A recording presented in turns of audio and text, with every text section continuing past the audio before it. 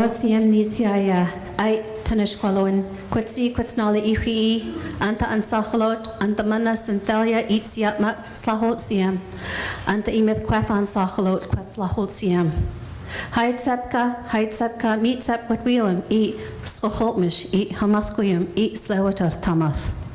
My dear relatives and friends, the feelings I have inside are really good to see you here today.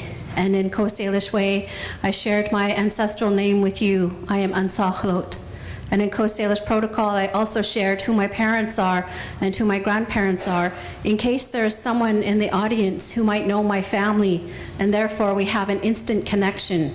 We have that sense of belonging already. My parents are the current hereditary chief, Ernie George.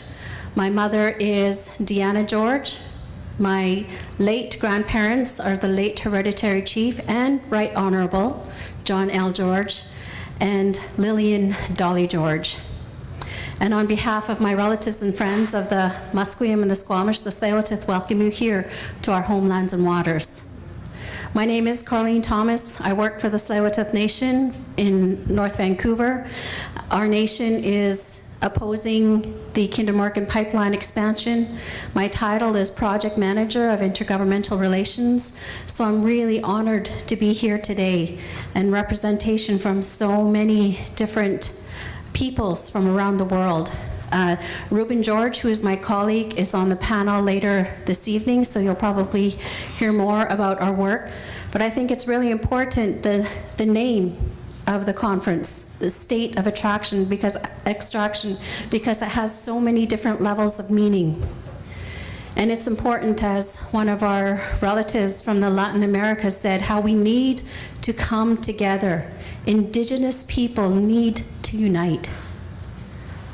And it's really unfortunate that in this beautiful country of Canada, that Indigenous people are being forced to have to step outside our ways of doing things to protect what we have, that sacred trust, that sacred obligation to protect. When I first started this job, my husband and I just became grandparents for the first time. And now we have 4 beautiful granddaughters and another grandbaby on the way. And in that moment of time when those granddaughters were born, it just became so clear what my grandmother did, the way that she taught me, the way that she taught us to be on the land, and why we need to protect that. Yet we live in the most beautiful city in the world. The resources that we have currently available to us are so limited. But within those limitations, we see hope. And our people have that deep desire to protect what little is left. And Mother Earth shows us that she brings back that which is gone. It will take a generation, it will take 2 generations, it will take a long time. But the traveling that I do and the elders that I listen to, we think about those grandchildren yet to come. So the obligation I have as a Tsleil-waututh woman is to ensure I do my best to protect what we have and to bring back, create that space for Mother Earth to bring back those resources that we need to sustain ourselves. Also getting into this work, we just got into it because we heard about how many tankers were proposed to come through our inlet. And we were taught by our elders when the tide went out, the table was set. So understanding that this vessel traffic would increase 7-fold in our inlet was just unacceptable. Then we understood what the product is. The industry loves to call it product. They don't call it what it is.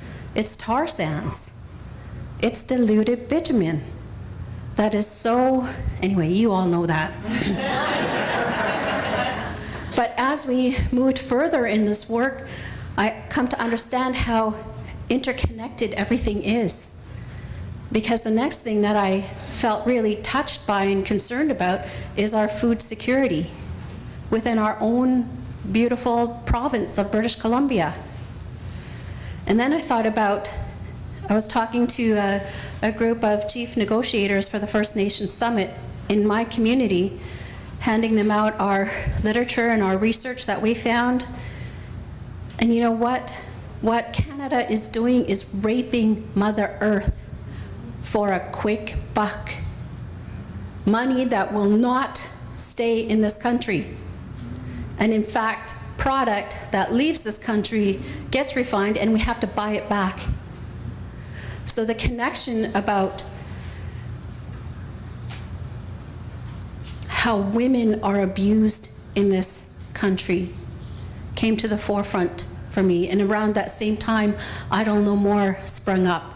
And we talked about the murdering and missing Indigenous women and how Harper's government does not give one care about Indigenous women, let alone Indigenous peoples of our country. So I think coming together like this, sharing our experiences and uniting as Indigenous people is really important. It is also important to have our allies. I really don't like that word because to me it's, well, it's just me. It sounds so much like war. But it's really important to have our Winitam, our non-native friends, stand with us. I was in a conference or a summit or something, Port Metro, Vancouver was hosting it, and I was really curious because Robin Sylvester, the president, stands up and he welcomes us to unceded territory of the Coast Salish. And I guess because I'm from Tsleil-waututh, I got to sit at his table. And one of the board of directors, I don't know if he's the chairman or what have you, but he also said the same thing. So I asked them, do you really understand what that means? Those words coming out of your mouth, do you know what that means? That you're on the unceded territories of the Coast Salish people? Because if you do, we would be having a way different conversation than we're having today. Neither of them answered, neither of them acknowledged, which was really strange to me because, when you're having dialogue, you think people would respond, but anyways. So I made them really uncomfortable, Hopefully I made them think a little bit more.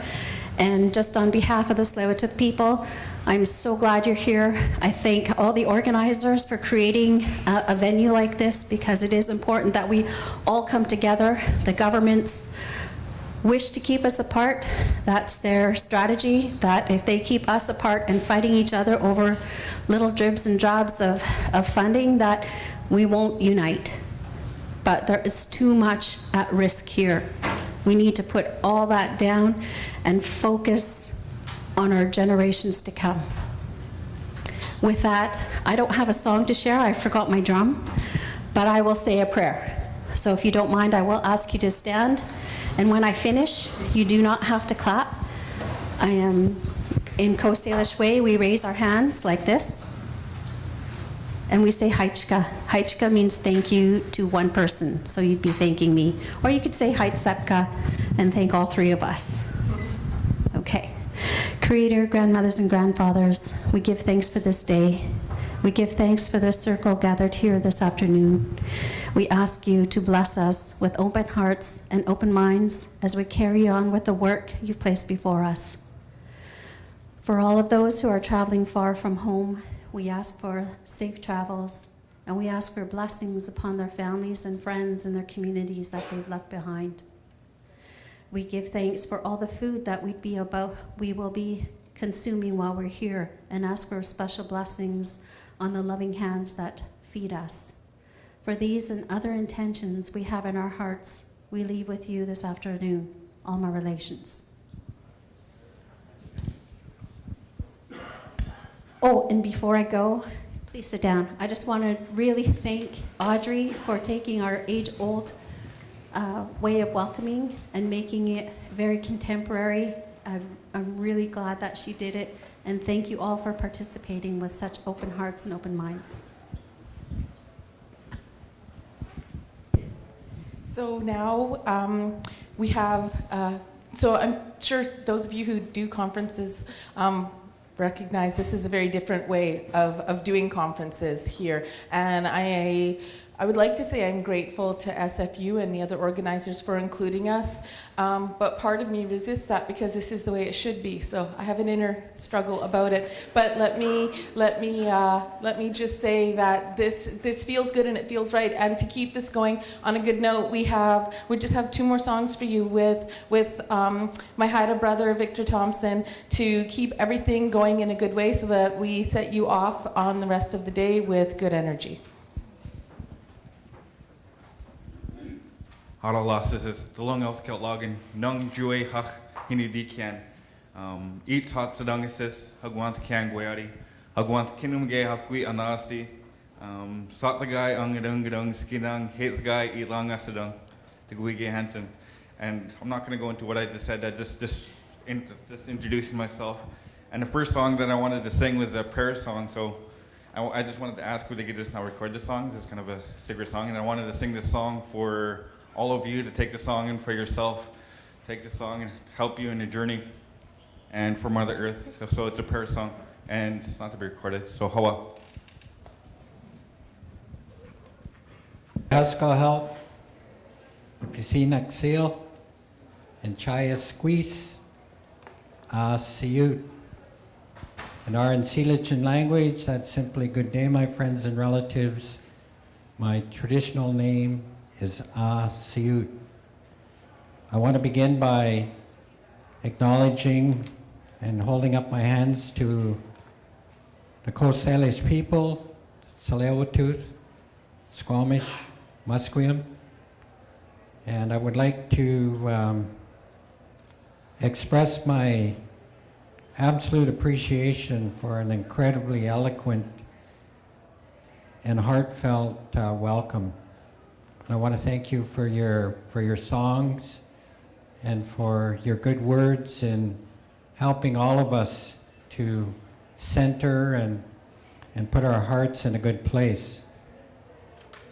I also want to thank each and every one of you for taking the time out of your busy lives to come together for the purposes of this gathering.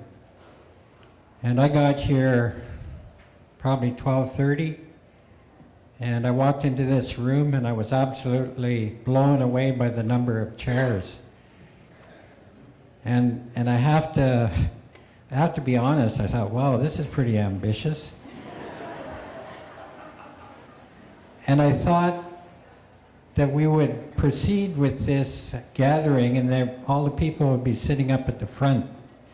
So when I got up and looked back there and saw the chairs filled all the way to the back, that's pretty impressive, and it bodes well for the next couple of days of being together. This reminds me of an event that took place here. It was probably a couple of years ago now. It was a shutout against mining event, and we had many of our brothers and sisters from Mexico and Central America and South America. And that was an incredibly powerful coming together about mining, about the exploitation of Mother Earth for profit. And I recall marching down the street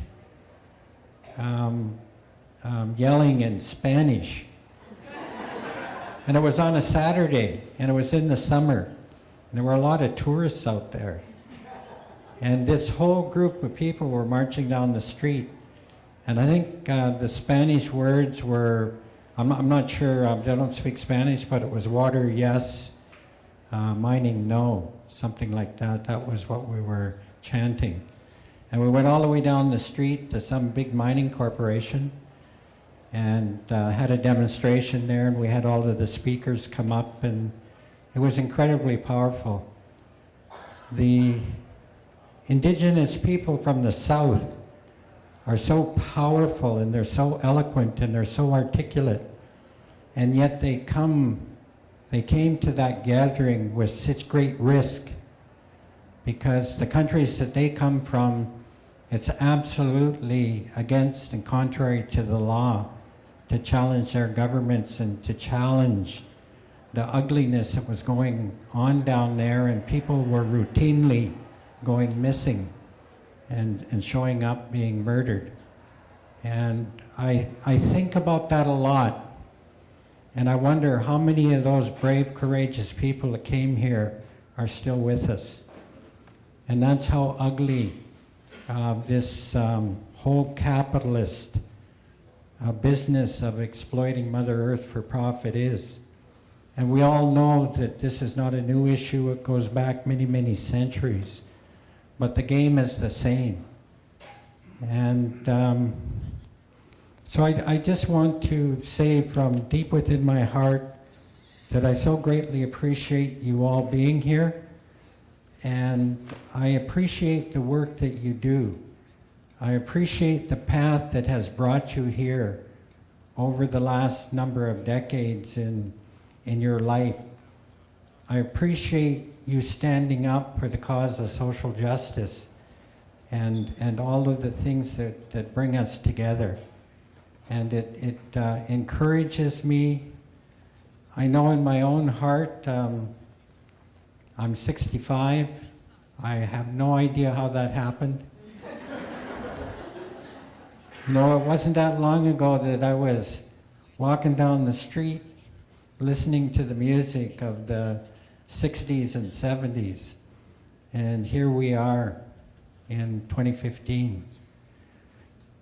But on the upside, I have 14 of the most beautiful grandchildren in the universe. And I've just been told by one of my daughters that number 15 is on the way. And I absolutely know that the work that we do, the effort that we put forward, is all about our grandchildren. It's about our children. And so when we stand up at the front of the room and we're challenged on who we work for, that's who we work for. That's who we represent. And we all are on different paths. We all make different contributions. We all have different gifts. But they are all equally important, and they are so essential to this struggle. And I want to acknowledge that on the part of all of you. I know some of you have chosen a very challenging and difficult path and have placed yourself at great risk. And I want to thank you for that. There are other people that make their contributions in other ways. I'm really tired. I just got back from Ottawa. I appeared before the Standing Committee on Bill C-51. And as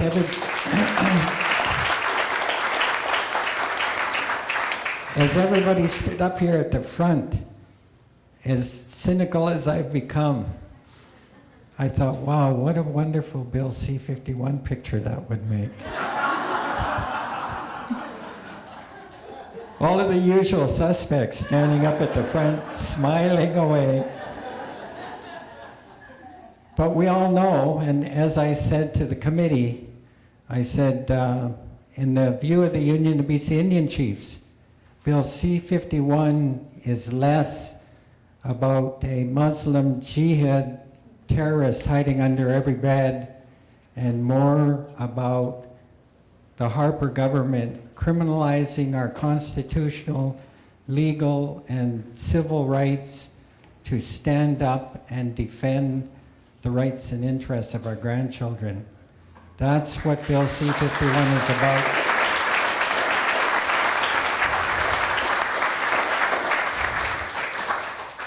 And when Bill C-51 was first rolled out with all of the propaganda of the Harper government, there was something like 87% support across the country. And that support is plummeting on a daily basis. The last I heard, it was in the middle 40s. And I just heard while I was sitting in a chair here, waiting for this to start, that the Harper government is attempting to salvage this turn of events, and they've agreed to amendments. And apparently that's going to start. And the one thing they're going to do is remove the word lawful from that provision of the bill. But it's only as a consequence of the enormous backlash across this country.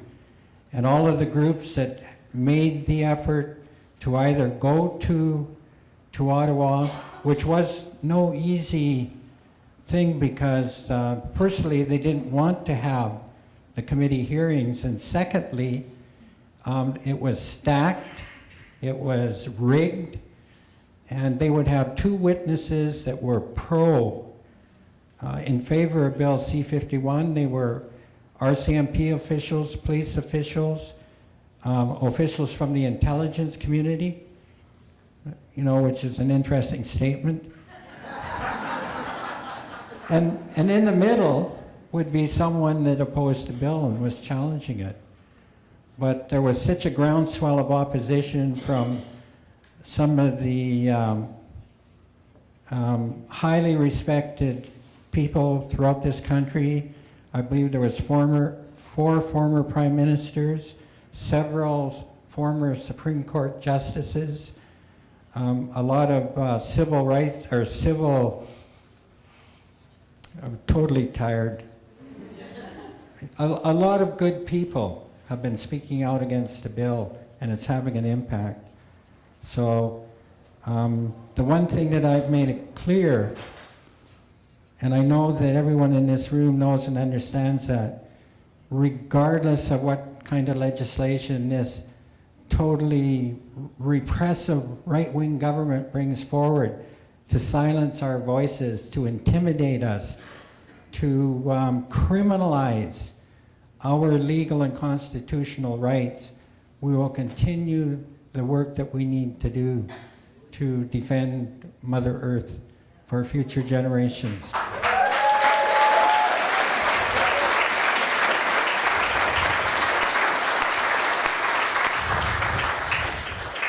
And I know there are a lot of people in this room that are willing to go to jail on principle with respect to standing up and defending the birthright of our grandchildren and our children, and I'm certainly one of those people.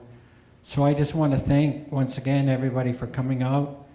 I have to go to Sechelt tomorrow. They're renaming the hospital, and they're going to use an indigenous name because historically the current name of the hospital is offensive. So that's where I'm going to be tomorrow. I'm going to be at the Site C Dam fundraiser Saturday night at the Wise Hall, I believe. But again, I thank each and every one of you for your good work and for your dedication and commitment. Why, Lim Lim.